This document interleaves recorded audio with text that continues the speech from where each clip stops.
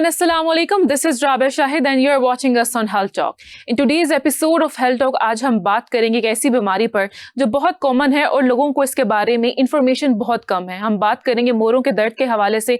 And to discuss that we have Dr. Shahid Ali Chaudhary with us. He is an orthopedic spine surgeon. Assalamu alaikum Dr. Saab. वालेकुम सलाम. Thank you very much. Welcome to Health Talk. Doctor Shahid, सबसे पहले मैं चाहूंगी कि हम basic से start करें. आप हमें बताएं कि मोरों का दर्द है क्या और इसका सबब क्या बनता है, मेन रीजन, मेन कॉज क्या है? आपने एक क्वेश्चन में इतना बड़ा मेरे लिए वो सब्जेक्ट खोल दिया, उसको समराइज करने की मैं कोशिश करता हूँ. सबसे पहले इससे मैं ये बताऊं कि होता क्यों है. मैं आपके जो व्यूवर्स हैं उनको ये बताना चाहूँगा कि प्रॉब्लम है कितना बड़ा, कितने इंसानों को दुनिया में है. इस वक्त दुनिया में 1 अरब इंसान ऐसे हैं जो इन मोरों के मिसाल का शिकार है. ठीक है. और इसकी बहुत बड़ी वजह हमारी मॉडर्नाइजेशन है. मॉडर्नाइजेशन की वजह से हम मशीन डिपेंडेंट होते जा रहे हैं, जिसकी वजह से हमारी फिजिकल एक्टिविटी खत्म होती जा रही है. उस फिजिकल एक्टिविटी खत्म होने से आप ऑफिस में हैं, आप लंबा बैठते हैं, बच्चे स्कूल जा रहे हैं और लंबा देर बैठ के पढ़ते हैं, ड्राइवर्स हैं वो बहुत लंबा अरसा गाड़ी चला रहे हैं, 9 to 5 जॉब. सो इन ये वो सारे. और फिर दूसरा सन एक्सपोजर नहीं है. हमारा फूड जो था पहले कभी रॉ फूड हुआ करता था ज्यादा, अब हम केन फूड, फास्ट फूड, इस वजह से हमारे जो रॉ फूड के एलिमेंट्स थे वो मिसिंग है. कैल्शियम मिस है, सन एक्सपोजर नहीं है, विटामिन डी मिसिंग है. ये जो हम फैंसी ड्रेसिंग्स करते हैं इस वजह से सन एक्सपोजर हम अब्सॉर्ब नहीं कर सकते. So all these factors compound to the point कि या आप अपनी डिस्क स्लिप करेंगे, या अपनी डिस्क उम्र से पहले खराब करेंगे, या आप अपनी मोहरा फ्रैक्चर करेंगे. ठीक है. तो रीजंस की अगर मैं बात करूं तो पहला रीजन क्या है? अगर आप इसको मैं इस तरह डिवाइड करूंगा. आपका पोस्चर है या आपकी कोई ऐसी एक्सरसाइज है, कोई रूटीन आपकी ऐसी है? अच्छा, उसमें ना मैं इसको इस तरह डिवाइड करूंगा. एक तो वो स्पाइन के प्रॉब्लम्स हैं जो आपकी लाइफस्टाइल की वजह से आते हैं. ठीक है. फॉर एग्जांपल, जैसे एक वेट लिफ्टर है, जिम में जाता है या लेबरर है, वो वजन उठाता है, उसको ये नहीं पता मैंने वजन उठाना कैसे. ठीक है. सो गलत एंगल से वजन उठाया और डिस्क स्लिप हो गई. ऐसा ही है. फिर दूसरे वो लोग हैं जिनका काम है ऑफिसेज में, आप मीडिया के लोग हैं जिनका काम है घंटों बैठना. ऐसा ही है. एंड आप लोग बैठे हैं लाइक अ स्टैचू. सो ये वो लोग हैं, जब आप कंटिन्यूस एक पोस्टर में बैठते हैं तो उसकी वजह से आपकी जो डिस्क्स हैं उस पे अनइवन प्रेशर आता है. ठीक है. प्रोलॉन्ग अनइवन प्रेशर क्या करता है? डिस्क हर्निएशन कॉज करता है. फिर आप वो लोग जिनकी आउटडोर एक्सपोजर बहुत कम है, उनमें जब विटामिन डी और कैल्शियम लेवल फॉल करता है, उनमें मोहरे जल्दी फ्रैक्चर हो जाते हैं. अच्छा. उन्हीं वो लोग हैं जिनकी हड्डियां भी जल्दी टूटती हैं. फिर वो बच्चे आ जाते हैं. बच्चों में कुछ बच्चे अब हमारे जो बड़े शहरों के हैं, जो मेट्रोपॉलिटन सिटीज में, लाहौर, कराची, बड़े बड़े शहरों में, इवन छोटे शहरों में भी अब ग्राउंड में जाने का रिवाज खत्म हो गया. पीपल इधर डोंट फील सेफ, या बच्चों के पास अपनी स्टडीज में से या मोबाइल से फुर्सत नहीं है उनको. सो वो आउटडोर एक्सपोजर ना होने से उनकी हड्डियां कमजोर हो रही हैं. ऐसा ही है. तो ये वो इस मुख्तलिफ रीजंस हैं हर बीमारी की. उसके अलावा कुछ ट्यूमर्स हैं, कुछ इन्फेक्शंस हैं. ठीक हो गया. उनके लिए कोई खास वजह का होना जरूरी नहीं है. इन्फेक्शन, आपकी इम्यूनिटी वीक है, आपको इन्फेक्शन हो गया. ट्यूमर आपके जीन्स का प्रॉब्लम है, उसमें आप कुछ कर नहीं सकते बहुत ज्यादा. लेकिन इसका स्पाइन की प्रॉब्लम्स में 75 to 80% वो बीमारियां हैं जिनको हम प्रिवेंट कर सकते हैं और अगर हम इजीली कर सकते. मुश्किल जॉब नहीं है. बिल्कुल मुश्किल नहीं है. अच्छा, मोरों के दर्द की इनिशियल साइंस क्या होता है कि ये जो साइंस है अलार्मिंग है, अब अलर्ट हो जाना चाहिए? अच्छा, अब मैं आपको बताऊं मोरे शुरू कहां से होते हैं और खत्म कहां से होते हैं. जी. अगर आपकी बुक उठाते हैं ना तो उसकी आप बोलते हैं this is the spine of the book. Okay. This is so much important. So आपकी जहां से सर खत्म होता है वहां से मोरे शुरू होते हैं, और नीचे जहां पे आपकी हिप से ऊपर यहां तक आपके मोरे. ठीक है. सो जिस वक्त आपको टांग, बाजू कमजोर होना शुरू हो जाए या सोना शुरू हो जाए. सोना, अगर मैं इसको सादा करूं, जैसे कीड़ियां चलनी शुरू हो जाए, सुन फील होना शुरू हो जाए, या आपको इंग्लिश में से कहते हैं पिंस नीडल्स फील होना शुरू हो जाए. ये वो साइंस हैं जो वार्निंग साइंस हैं. इसमें आपने घर नहीं बैठना, आपने उस एक्सपर्ट को ढूंढना है जो इस बीमारी को इनको ढूंढ सकता है और इसका इलाज कर सकता है. तो डॉक्टर शाहिद, अगर मैं पोस्चर की बात करूं तो पोस्चर कितना मैटर करता है? फॉर एग्जांपल, अगर मैं यहाँ पर बैठी हूँ तो आप मुझे पहले तो ये देखकर बताएं कि मेरा पोस्चर ठीक है कि नहीं. अच्छा, पोस्चर जो स्पाइन की प्रिवेंटेबल कॉजेज है ना, उनमें पोस्चर सबसे अहम है इन मॉडर्न लाइफ.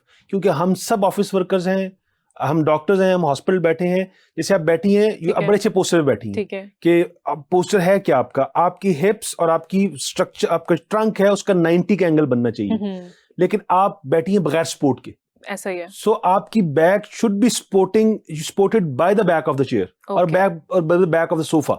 ओके, लेकिन अब जैसे मैं बैठा हूं, I am not sitting in a proper posture, I am just lax posture. हम ऑफिस में जब दूसरा फिर पोस्चर किस तरह, जब हम काम करते हैं तो what we do, like this, ऐसा ही है, इस तरह stooping posture. So continuous posture में बैठने से, अगर आप विदाउट सपोर्टिंग योर बैक बैठे हैं या बैक सपोर्टेड बैठे हैं और आप क्राउच करके बैठे हैं, तो दोनों सिचुएशंस में हो सकता है आप 2-3 साल तो बड़े अच्छे गुजार जाए, लेकिन उसके बाद आप उस क्रॉनिसिटी में चले जाएंगे जिसमें आप डेली बेसिस पे आपके पेन है। एक प्रॉब्लम के लिए आप अपने आप को अर्ली रेडी कर रहे हो। Yes, exactly, you are preparing for a problem. अच्छा, अगर मैं नेक हम्प की बात करूं तो ये इसी से रिलेटेड है कि सेपरेट चीज है? नेक हम्प इसी से रिलेटेड है। वो लोग जो जिनका ऑफिस वर्क ज्यादा है, जब वो बैठते हैं, या वो लंबे हाइट के लोग जब वो बैठते हैं तो अपने शोल्डर्स को गिरा के बैठते हैं। ऐसा ही है। पर लॉन्ग इस पोजीशन में बैठने से होता क्या है कि आपके मोरे जब डेवलपमेंटल फेज में होते हैं तो वो आगे से कंप्रेस होना शुरू हो जाते हैं। ठीक है। वो कंप्रेस होकर फिर आपका पोस्चर यहाँ पे रह जाता है, आपका हम पोस्चर बन जाता है पीछे। कुछ ऐसे बच्चे जो होते हैं जो पैदा कुछ ऐसी बीमारियों के साथ होते हैं, लेकिन वो तो हम उनको प्रिवेंट नहीं कर सकते, वो तो स्क्रीनिंग और वो चीजें जो माओं के साथ हो सकती हैं, लेकिन ये वो चीजें हैं पोस्चर करेक्शन की जिनको करने से हम इस हम्प नेक पोस्चर से बच सकते हैं। अच्छा, लेकिन समटाइम्स ऐसा भी कहा जाता है कि there is a fat over there, it is not a proper, like कोई प्रॉब्लम नहीं है। अच्छा, उसमें ना हमारे साथ भी क्लिनिक में होता है, बाज़ दफा पेशेंट्स आते हैं, इंसान की एक नेचर है, जब उसको कोई प्रॉब्लम होता है ना उसकी वजह तलाश करता है। जब उसको नेक पेन होती है ना, तो जब नेक पे पीछे हाथ फेरता है उसको एक प्रोमिनेंट पॉइंट फील होता है, ऐसा ही है। वो उसको लगता है ये हम्प है, वो हम्प नहीं है, वो नेचुरल एक मोरा है जो अल्लाह ताला ने प्रोमिनेंट रखा है, जहां से आपके दो कर्व्स, एक कर्व खत्म हो रहा है, दूसरा नया कर्व शुरू हो रहा है, वहां पे प्रोमिनेंट मोरा है। That's not the hump. वो क्योंकि एक बंदा जो तकलीफ में है, वजह तलाश करते हुए उसको एक एबनॉर्मल चीज लगी तो उसको हम्प क्लेम कर रहा है। एक्चुअल हम्प वो है जो आप लंबे कद के लोगों में आमतौर पे ऑफिस वर्कर्स में देखते हैं। अगर मैं बना सकूं तो ऐसे होता है। तो वो जब ऐसे देखते हैं और ऐसे आप पीछे अगर मेरी बैक को आप दिखा सकें तो उनका बैक का एक सडन यूं आगे उसका एक height point of the neck, so this is the hump actually. तो doctor Shahid, is it treatable? ये आसानी से ट्रीट हो सकती है? क्योंकि मैंने बहुत लोगों की बहुत पुरानी सालों से पुरानी नेक हम्प्स भी देखी हैं। अच्छा, अब वो इसको हम 2 कैटेगरीज में डिवाइड करते हैं। एक तो वो बच्चे जिनको अर्ली एज से ही वो बैठते रहे गलत पोस्चर में, पेरेंट्स ने ध्यान नहीं दिया, ठीक है, और उनके आगे मोरों की शेप ही चेंज हो चुकी है, डेवलप हो गई, उसको तो हम कुछ नहीं कर सकते। ठीक है। दूसरे वो बच्चे जो बाय बर्थ पैदा होते हैं, उनकी तो हम सर्जरीज करके करेक्ट करते हैं, उनको करनी पड़ती हैं, वो एक अलग क्लास है। तीसरे वो लोग हैं जिन्होंने वक्त के साथ ये पोस्चर बड़े हुए, जैसे सेडेंटरी लाइफस्टाइल में गए ऑफिस, वो करेक्टेबल है, उसको हम करेक्ट कर सकते हैं। ठीक है। अच्छा डॉक्टर साहब, अगर हम सोने के पोस्चर के बारे में बात करें तो वो कितना अहम है? आजकल के जमाने में बहुत अहम है, क्योंकि सोने का पोस्टर नहीं, गोल्ड वाला नहीं, हाँ, नींद वाला। आजकल के दौर में बड़ा अहम होगा, क्योंकि जब से दुनिया हाथ में मोबाइल में आ गई है तो हम सब की ऑलमोस्ट ये हैबिट बन चुकी है। रात को हम सारे एक तकिया रोल करते हैं, मोटा सा बनाते हैं, उसको सर के नीचे रखते हैं, मोबाइल देखना शुरू करते हैं और हम सोते नहीं, हम बेहोश होते हैं। मोबाइल की जान हम तब तक नहीं छोड़ते।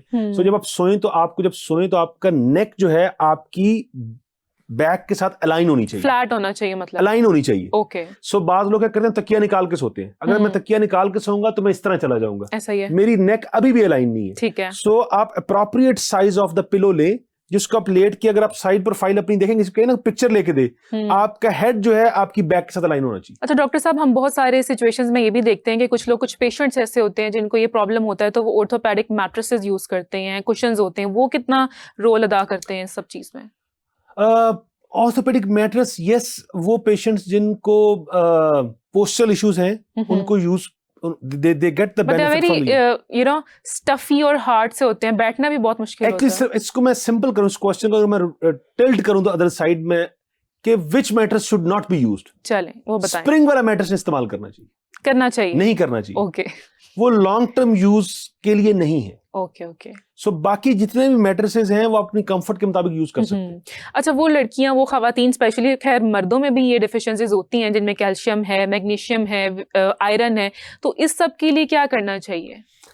ख़वातीन के अगर पॉइंट ऑफ व्यू से हम बात करें तो ख़वातीन में क्योंकि जब वो अपनी फर्टिलिटी से गुजर रही होती हैं, they are producing the new generation, उस वक्त उनको अपनी डाइट पे, न्यूट्रिशनल सप्लीमेंट्स पे, अगर वो डाइट पे नहीं ले पाती तो कैल्शियम सप्लीमेंट लें, मैग्नीशियम्स लें, विटामिन डी लें और एक्सरसाइज लाजमी ऐड करें। एक्सरसाइज अगर आप सब कुछ ले रहे हैं और आपका लाइफस्टाइल सेडेंटरी है, अगर आप सुबह 9 बजे ऑफिस गए हैं, 5 बजे तक बैठे हैं, उसके बाद घर गए, खाना खाएं और सो गए, रिमेंबर आपके जिस्म की हर हड्डी उस वक्त मजबूत होगी जब उसको स्ट्रेस मिलेगा। अगर आप उसको स्ट्रेस दे ही नहीं रहे तो वो ऑटोमेटिकली सब कुछ देने के बावजूद भी कमजोर होती जाएगी। सो जहां पे आपने अपनी न्यूट्रिशनल डेफिशिएंसीज का ख्याल रखना है, वहां पे आपने प्रॉपर एक फिजिकल एक्टिविटी का भी एहतमाम करना है। अच्छा डॉक्टर साहब, समटाइम्स ऐसा होता है कि अगर आपकी बोन्स भी वीक हैं, तो फॉर एग्जांपल ये नीचे कुछ गिरा है, तो मैं अगर उठाने के लिए ऐसे नीचे जाऊंगी ना, तो I feel there is a pressure और शायद वो नस पे नस चढ़ जाना, तो एक ये भी चीज होती है। तो क्या ये भी इसी चीज से रिलेटेड है कि आपकी? अच्छा, नस पे नस चढ़ जाना, उसको हम सादा जुबान में बोलते हैं नस पे नस चढ़ जाना। उसको थोड़ा सा टेक्निकल बोलूं तो उसको हम बोलते हैं मसल पुल हो जाना। मसल पुल हो जाना कि आपने किसी एक मसल को अचानक से इस तरह यूज किया है कि that muscle could not handle it, तो उसी वक्त स्प्रेन हो गया उसका। लाइक आपने हैवी वेट उठा लिया, सही वे में नहीं उठाया। सही वे, अब आप वेट, हैवी वेट उठाने का क्या तरीका है? हम क्या करते हैं, जैसे हम रुकू की पोजीशन में जाते हैं, वहीं से वेट उठाया, उठा सीधा करने की कोशिश की। This is the most common posture for disc herniation, weight उठाते हुए। सो जब वजन उठाना है, आपने कैसे उठाना है? आपने बैठना है जमीन पे पैरों के बल, ठीक है, वजन उठाना है और अपनी नी के वजन रख के ऊपर उठना है। हम उसको lift the weight right there. अब हमने 10 दफा उठाया, हम बच गए, 11वीं दफा उठाया and we had a disc herniation. Okay doctor साहब, इस सिचुएशन में मोटापा कितनी बुरी चीज है? क्योंकि ओवरवेट हमने अक्सर ऐसे लोग देखे जिनसे चला तक नहीं जाता। फॉर एग्जांपल यहाँ से उठ के वहां तक आना उनके लिए मुश्किल हुआ होता है, अजाब बना होता है। सो देखिए, मोटापा बिल्कुल भी अच्छी चीज नहीं, कहीं पे भी आप उसको अच्छा नहीं कह सकते। स्पाइन में आप देखें, आपकी हम ना एक इंडिकेटर कैलकुलेट करते हैं, उसको बोलते हैं बॉडी मास इंडेक्स। साइंटिस्ट ने एक आइडियल बॉडी वेट निकाला है। वो आइडियल बॉडी वेट ही है जो आपकी हड्डियां, आपकी मोरे उसको उठा सकती हैं। हाँ। उससे ऊपर की हर चीज उस पर बर्डन है। और एक बंदा जो सालों साल से मोटा है, अब आपकी डिस्क 2 चीजों से बनी होती है, जिसके अंदर मेजर है वाटर कंटेंट, बाकी अदर एलिमेंट्स है। अब जब उस पे इतना वजन डाल के आप ग्रेविटी के अगेंस्ट चलेंगे, तो उस ग्रेविटी के इतने वेट के साथ वो डिस्क जो जिसने 70 साल में खराब होना था जाके, वो 40 साल में खराब हो जाएगी। हाँ। फिर आपकी पेन है, आप थोड़ी देर बैठे हैं, 15-20 मिनट आपको पेन स्टार्ट हो गई है। अगर आप क्लोजली वॉच करें प्लैनेट अर्थ को, तो इस पे जितनी भी क्रिएशंस अल्लाह ताला ने बनाई हैं, लिविंग क्रिएशंस, वो या 4 पे चलती हैं, या तैरती हैं, या उड़ती हैं। हम इंसान सिर्फ 2 पे चलते हैं। सो उसकी वजह से हम सारी उम्र हमारे मोरे ग्रेविटी से फाइट करते हैं। ऐसा ही है। जितना वेट ज्यादा होगा, उतना ग्रेविटी की पुल उन पे ज्यादा होगी, उतनी ही जल्दी आपके जॉइंट्स, आपके मोरे, आपकी डिस्कें खराब होगी। अच्छा डॉक्टर साहब, लाइफस्टाइल के हवाले से क्या बताएंगे? ऐसी चंद एक्सरसाइजेस जो डेली रूटीन में आपको अपनानी चाहिए ताकि आपको बैक के कोई प्रॉब्लम्स ना हो। अच्छा, अगर मैं आपके व्यूअर्स को एक्सरसाइज बताऊंगा नहीं, फिर नहीं करेंगे। बता दें, कर लेंगे। मैं आपको ना उसका सिंपल हल बताता हूँ। सो 2 तरह के लोग हैं, एक वो हैं जो स्विमिंग कर सकते हैं, एक जिनको स्विमिंग नहीं आती। जो स्विमिंग कर सकते हैं, अगर वो सिर्फ दिन में, हफ्ते में 5 से 4 मरतबा 15-20 मिनट स्विमिंग कर लें, तो swimming is the best exercise for spine. क्योंकि ग्रेविटी खत्म हो जाती है पानी में जाके, और आप हर मसल को, हर चीज को फ्रीली मूव करते हैं। अगर आप नहीं कर सकते तो 15 से 20 मिनट की डेली वॉक ऐड कर लें, वो आपकी स्पाइन को बहुत 70% बीमारियों से बचा लेगी। अच्छा डॉक्टर शाहिद, समटाइम्स हम देखते हैं कि लोगों को इन्फॉर्मेशन नहीं होती, उन्हें डॉक्टर का ही नहीं पता होता कि उन्हें इस चीज की अगर पेन है, बैक पेन है, तो वो समटाइम्स लोग जरा के पास भी चले जाते हैं, कोई छोटा सा छोटा प्रॉब्लम, मतलब इन्फॉर्मेशन नहीं है, गाइडेंस नहीं है। तो इस हवाले से क्या कहेंगे कि राइट डॉक्टर कैसे चूज कर सकते हैं? अच्छा, इसका मैं जब क्वेश्चन का जवाब दूंगा, उसके साथ मैं आपको बड़ा इंटरेस्टिंग फैक्ट बताना चाह रहा हूँ। आपको पता है कि दुनिया में सबसे बड़ी मोहताजी की वजह क्या है? क्या? Spine pain. अच्छा, पूरी दुनिया में मोहताजी की, डिसेबिलिटी की सबसे बड़ी वजह बैक और नेक पेन है। अब बदकिस्मती से थर्ड वर्ल्ड कंट्रीज में तो शॉर्टेज स्पाइन सर्जन्स की है ही है, बहुत सारे मुल्कों में और भी है। सो इसलिए जब उनको, लोगों को कमर की और गर्दन की तकलीफ में मुब्तला होते हैं और उनको कोई प्रॉपर नहीं पता चलता हमने जाना किस तरफ है, तो वो फिर बेचारे आसरा ढूंढते हुए कुछ जरा के पास चला जाता है, किसी नाई के पास, किसी मालिशिये के पास, किसी कायरोप्रैक्टर के पास। एक्चुअली पेशेंट को समझना है कि उसका मसले का हल किसके पास है। फिजियोथेरेपिस्ट के ऊपर लोग बहुत रिलाई करते हैं। यस, अच्छा, लोग समझते हैं कि जब कमर का, गर्दन का मसला होता है ना, तो उसके हर मसले का हल फिजियोथेरेपिस्ट के पास है। एग्जैक्टली। अब इससे पहले कि मैं ये बताऊं किसके पास जाना, मैं यहाँ पे एक आपको छोटा सा वाकया सुनाता हूँ। हमारा एक पेशेंट थे, जी जी, उसको हम को प्रॉब्लम था जिसके लिए हमने उनको सर्जरी एडवाइस की थी, और जब वो बाहर गए उनको किसी ने बताया कि आप फिजियोथेरेपिस्ट के पास जाएं / कायरोप्रैक्टर के पास चले जाएं। वो किसी के पास गए, कायरोप्रैक्टर था, थेरेपिस्ट था, उसने उनके साथ एक खास तरह की मनूवर किया मूवमेंट का, पेन को मैनेज करने के लिए। उनका मोहरा फ्रैक्चर हुआ और वो पेशेंट वहीं पे पैरालाइज हो गया। ओहो।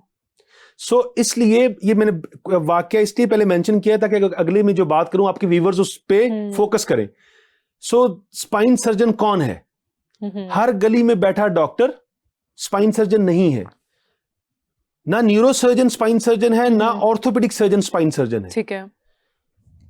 आप स्पाइन में जाने के लिए पहले आप या तो आप ऑर्थोपेडिक सर्जन बनेंगे या पहले न्यूरो सर्जन बनेंगे, उसके बाद फर्दर आप ट्रेनिंग स्टार्ट करेंगे जो 1 साल से लेके मुख्तलिफ ममालिक में 2 से 3 साल तक का दौरानिया है। वो करने के बाद आप इंटाइटल्ड हैं खुद को स्पाइन सर्जन लेबल करने की। सो पाकिस्तान में क्योंकि स्पाइन की ट्रेनिंग बहुत रिसेंटली स्टार्ट हुई है, अभी 2 साल पहले प्रॉपर ट्रेनिंग प्रोग्राम्स, तो इसलिए पाकिस्तान में हम बहुत कम है हमारे पास स्पाइन सर्जन। सो इसलिए जब भी आपने जाना है किसी डॉक्टर को मिलने के लिए, तो देखें क्या इसके पास स्पाइन की रिक्वायर्ड ट्रेनिंग है या नहीं है। क्योंकि याद रखिए, सेहत के मामले में सबसे पहली जिम्मेदारी इंसान की खुद है, Exactly. फिर किसी और की। अच्छा डॉक्टर साहब, अगर मैं सर्जरी की बात करूं तो अक्सर लोग बहुत डरते हैं, और ऐसा कहा भी जाता है कि जो स्पाइनल सर्जरी होती है वो बहुत डेंजरस होती है, तो इस हवाले से क्या बताना चाहेंगे आप? अगर आप एक्सपर्ट हैंड्स में हैं तो this surgery is very safe nowadays, बहुत महफूज सर्जरी है। अगर किसी सेंटर का, स्पाइन सर्जरी में बड़ी मिथ हुआ करती थी कि आप सर्जरी कराएंगे पैरालाइज हो जाएंगे। अच्छा, अब वो दिन जा चुके हैं। कॉम्प्लेक्स से कॉम्प्लेक्स सर्जरीज में पैरालिसिस का रिस्क लेस देन 1% है। कॉम्प्लेक्स से मुराद वो पेशेंट्स हैं जैसे आप सोसाइटी में देखते हैं कुछ लोग जिनके कुब निकले होते हैं, पेशेंट टेढ़े हुए होते हैं, जब हम उनको सीधा करते हैं तो उनमें वो रिस्क है। जैसे आपकी डिस्क स्लिप की सर्जरी है, उसमें आपके पैरालाइज होने का रिस्क 0% है। अच्छा। उसकी वजह 2, number 1 training, number 2 science. Science में क्या है? साइंस में आपके पास वो इक्विपमेंट और वो गैजेट्स हैं जो साइंसदानों ने बनाए हैं ड्यूरिंग सर्जरी, जो सर्जन यूज करें और उनसे बचा जा सके। क्योंकि पाकिस्तान में ट्रेनिंग प्रोग्राम ही अभी स्टार्ट हो रहा है, ये फैसिलिटीज गवर्नमेंट सेक्टर में भी कहीं कहीं मौजूद हैं, बहुत चंद एक दो हॉस्पिटल्स हैं जहां पे मौजूद हैं। सो इसलिए आप जब लोग बाहर करवाने जाते हैं तो वहां पे उनका कॉम्प्लिकेशन का रेट ज्यादा होता है, जिसकी वजह से ये एक मिथ बनी हुई है। एक्सपर्ट हैंड्स के अंदर, अच्छे सेंटर्स के अंदर कोई ऐसी मिथ नहीं है कि आप पैरालाइज हो जाएंगे या बीमार, आप लेट जाएंगे हमेशा की। बिल्कुल, मतलब सेफ है सर्जरी। 70% 80% सर्जरी स्पाइन में अब डे केयर सर्जरीज हैं कि आप सुबह आए, करवा के शाम को घर चले जाएं।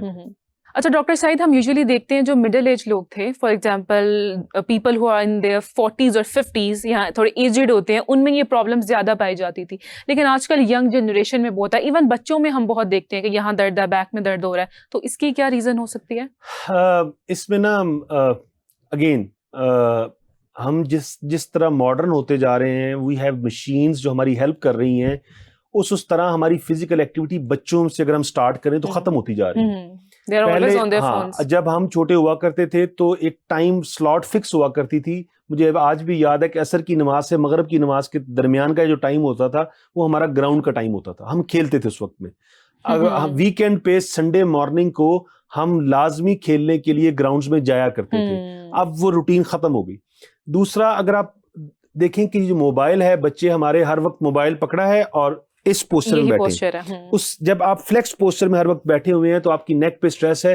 तो ये बच्चे जो हैं, आप 5 से 6 साल या 7 साल की उम्र में देखते हैं, हम हमारे क्लिनिक्स में माँ बाप लेके आते हैं कि डॉक्टर साहब बच्चा जब कहता है जब मैं बुक पढ़ता हूँ, अब जब वो पढ़ने बैठता है तो उसको पेन शुरू हो जाती है। क्योंकि अब उसकी माँ ने, उसके बाप ने शुरू में मोबाइल दे दिया कि बच्चा रोए ना, instead of spending time because of anything नहीं गुजार सके, और उससे अवॉइड करने के लिए बच्चे को मोबाइल दिया, वो बच्चा उस वक्त मोबाइल यूज किया, अब जब वो अपनी प्रोडक्टिव लाइफ की तरफ जा रहा है तो इसका मसले का शिकार हो गया।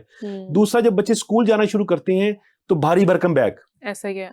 अब मैं आपको लिख के देता हूँ पीछे बैग लटक रहे होते हैं, kids are like that. Exactly. और मैं आपको लिख के देता हूँ कि आपके व्यूअर्स में से भी और शायद बहुत सारे डॉक्टर्स को भी इवन ये नहीं पता होगा कि जब बच्चा स्कूल जा रहा है उसका बैग कैसा होना चाहिए। अच्छा, ये भी है, प्रॉपर साइंस है, इसकी गाइडलाइंस है पूरी। अच्छा। सो आपने आपके बच्चे का जो बैग का साइज है, अगर मैं उसको नंबर्स में बताऊंगा तो शायद मिक्स वो हर बंदे के लिए मुख्तलिफ होगा। मैं उसके रफ पैरामीटर्स बता देता हूँ। उसकी चौड़ाई जो है बच्चे के कंधे से ज्यादा नहीं होनी चाहिए, ठीक है, इसको टॉर्सो बोलते हैं, टॉर्सो से ज्यादा नहीं होनी चाहिए। और उसकी हाइट बच्चे की नाफ से ऊपर होनी चाहिए। ओके।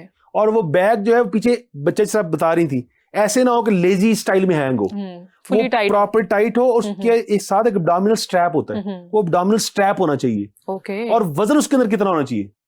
जो हमारे स्कूल वाले किताबें भर भर के बच्चों को देते हैं और माएं रात को पैक कर रही होती हैं, exactly 1/10 of the body weight. Okay. अगर फॉर एग्जांपल मैं इसको ऐसे बताऊं कि 100 किलो वजन है, सिर्फ 10 केजी उसके अंदर बैग होना चाहिए। अगर बच्चे का वजन 20 किलो है तो कितना बैग का वजन होना चाहिए? 2 kilo.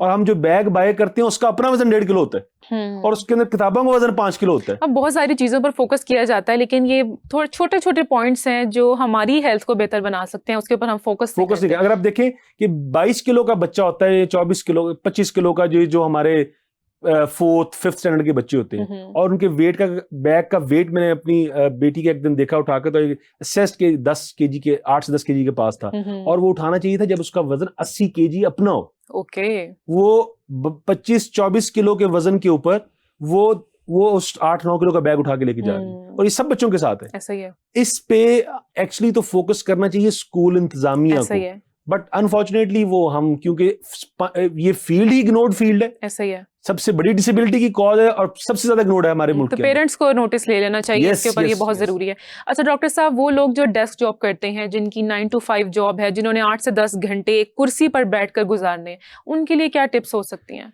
One tip, if they want to enjoy a healthy life for a long time, तो आप इन लोगों को चाहिए कि हर घंटे 2 घंटे बाद उठें, स्ट्रेचेस करें, 30 से 40 सेकंड की स्ट्रेचेस करें, and then go back to their work. अगर वो ये नहीं कर रहे तो याद रखें, आने वाले कुछ सालों में आपके बैठने की कीमत आपके मोरे अदा कर रहे होंगे। ठीक है। अच्छा डॉक्टर साहब, लास्टली मैं चाहूंगी कि ओवरऑल हमारे टॉपिक के हवाले से आप कुछ 5-6 टिप्स या 3 गोल्डन टिप्स अगर आप देना चाहें।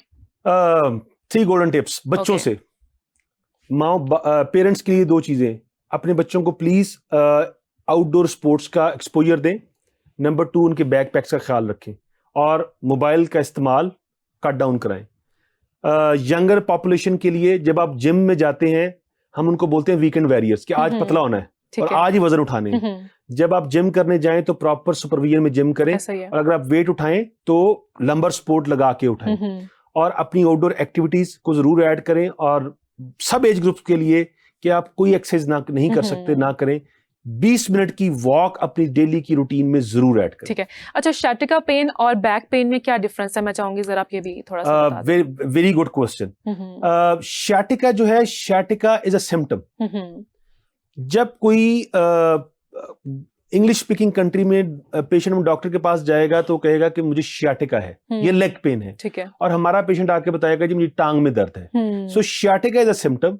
ये होता कब है? जब आपकी नस आपके कमर के मोरों में दब रही होगी, अच्छा, तो वो दर्द जो आपकी टांग में जा रही है उसको शाटिका बोलते हैं। उसका ताल्लुक आपकी बैक के साथ है, शाटिका का ताल्लुक आपकी टांग के साथ डायरेक्टली नहीं है, शाटिका का ताल्लुक आपकी बैक के साथ है। सो दोनों कनेक्टेड हैं। वो पेशेंट्स जिनमें शाटिका है उसका मतलब है उनको स्पाइन के इश्यूज है। सो वो पेशेंट जिनको बैक की दर्द है उसका भी मतलब ये है कि इसको स्पाइन का इशू है। ठीक है। अगर नस दब रही है तो उसकी दर्द टांग में जानी शुरू हो जाएगी, और अगर नस नहीं दब रही तो सिर्फ कमर में दर्द रहेगी। अच्छा, हमारी जो स्पाइन है वो बिल्कुल स्ट्रेट होती है या थोड़ी सी कर्व होती है? क्योंकि इसमें 3 कर्व्स हैं। इसमें 3 कर्व्स हैं। Okay. So reverse C in the गर्दन, नेक में रिवर्स सी, आपकी अपर जो बैक है उसमें राइट सी जिस तरह हम लिखते हैं, और फिर नीचे जाके C, C C and C. Okay, well thank you so much doctor Shahid. इतना इंफॉर्मेटिव शो था मेरे लिए भी, मैंने बहुत कुछ सीखा है आपसे एंड आई होप हमारी ऑडियंस ने भी बहुत कुछ सीखा होगा। बहुत शुक्रिया, थैंक यू सो मच, आपने टाइम निकाला हमारे शो पर आया, बहुत शुक्रिया। और आप सबसे मुलाकात होती है नेक्स्ट शो में, तब तक के लिए बाय बाय।